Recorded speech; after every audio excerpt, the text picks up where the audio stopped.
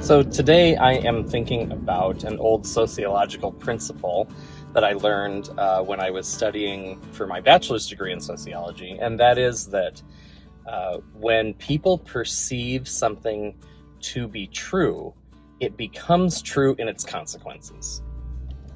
When people perceive something to be true, it becomes true in its consequences. And part of the reason I'm thinking about that is I'm thinking about how much of our public narrative right now is structured around playing on the very human tendency to want to know what makes us safe, and what is a danger, what is a threat. And I think about how much many public figures are trying to play on our fear. I listen for that a lot in anything that's being said.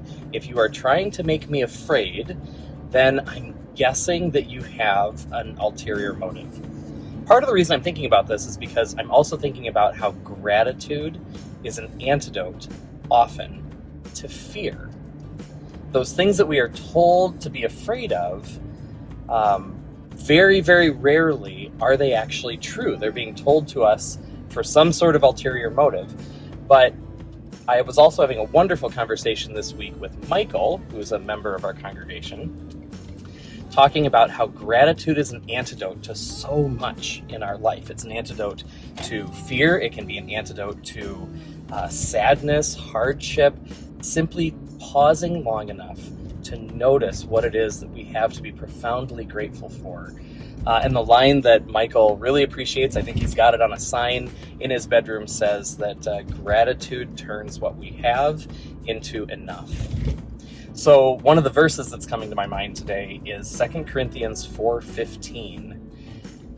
Everything is for your sake, so that grace, as it extends to more and more people, may increase thanksgiving to the glory of God. I love that passage because it says that grace expands to more and more people, and what that does is it increases thanksgiving. So that is my sincere hope for all of you listening to this today, that you take a moment, take a pause to count your blessings, to think about the things that so easily escape our notice, the obvious things like having sufficient food and shelter and all of those things that we take for granted. Let's take a moment today to try to count all those blessings, and no doubt that will increase thanksgiving, reduce fear, and draw us closer to God.